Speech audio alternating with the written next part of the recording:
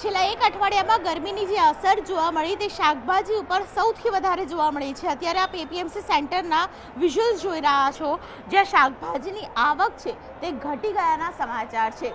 સૌથી મોટી વાત એ છે કે શાકભાજીની આવક ઘટી ગઈ એટલે ઉત્પાદન ઓછું થયું, તેને કારણે અચાનક જ શાકભાજીના ભાવમાં વધારો જોવા મળ્યો। ચોળી છે તે એપીએમસીમાં 160 રૂપિયા કિલો તે પહોંચી ચૂકી છે। સાથે જ વાત કરીએ તો આદુના ભાવમાં પણ વધારો જોવા મળી રહ્યો છે।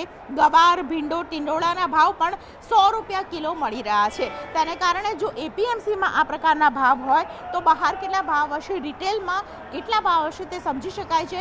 એટલે જે પ્રકારે ભાવ વધારો થયો છે શાકભાજીમાં ગરમીની અસરને પગલે, તેને કારણે હજુ એપીએમસીના પ્રમુખનું માનવું છે કે જે પ્રકારે ભાવ વધારો થયો છે તે હજુ ઘટતા વાર લાગશે। એટલે હજુ 15 થી 20 દિવસ જેટલું બિલકુલથી લાગી શકે છે આ ભાવ ઘટાડા માટે। હજુ પણ લોકોએ શાકભાજી છે તે મોંઘી ખાવી પડશે। અત્યારે હાલ પરિસ્થિતિ એવી છે કે 45 ડિગ્રી 40 થી 45 ડિગ્રી ગરમી સરેરાશ રોજબરોજ રહે છે। એના કારણે લીલા શાકભાજીના ઉત્પાદનમાં ઘટાડો આવ્યો છે। લગભગ આપણે ગણીએ તો 25% જેટલો ઘટાડો છે।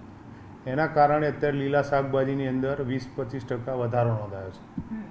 તો કયા કયા શાકભાજી જે સૌથી વધારે ઘટાડો છે, વધારો છે, અસર માર્કેટ પર ઉપર કેવી છે? ખાસ કરીને બહારથી આવતા શાકભાજી પણ કયા કયા છે? બહારથી આવતા વટાણા છે, એટલે લોકલ આપણું શાકભાજી છે, ચોરી, ભીંડા, કારેલા, તમામ શાકભાજીની અંદર ઘટાડો નોંધાયો છે અત્યારે। ઓકે, તો એની અસર માર્કેટમાં શું પડી રહી છે? ભાવ વધી ગયા છે જે શાકભાજીના? અત્યારે લીલા શાકભાજી 20-25% સરેરાશ ભાવ વધારો છે। ઓકે, કયા મતલબ ટ્રકો કેટલી આવે છે, કઈ બાજુથી આવે છે ગુજરાતની અંદર માલ તો જે ઓછો આવી રહ્યો છે? ટ્રકો ઓવરઓલ ગુજરાતમાંથી બધે આવે છે, બહારથી મહારાષ્ટ્ર છે, પછી હિમાચલ છે, વટાણા આવે છે। સરેરાશ બધાની અંદર અત્યારે અછત ભાવ ઘટાડો છે।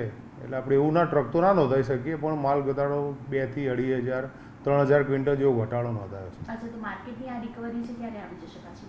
હજુ થોડો સમય લાગશે, હજુ વરસાદ પડશે પછી બી થોડો સમય પછી માલ ભાવ ઘટશે।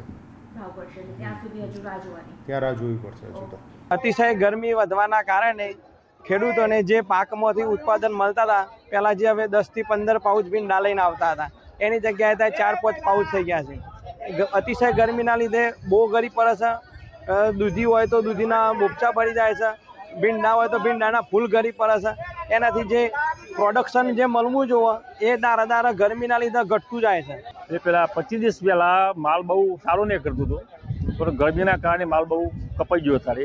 એના કારણે ત્યાં હાલ ભાવ બી પ્લસ થયા છે, પણ હમ માલ કપાઈ ગયો એટલે પૈસા તો એટલા જ આવે છે, મજૂરી એટલી લાગે છે। એટલે આ ભાવમાં તો કોઈ ના પોસાય।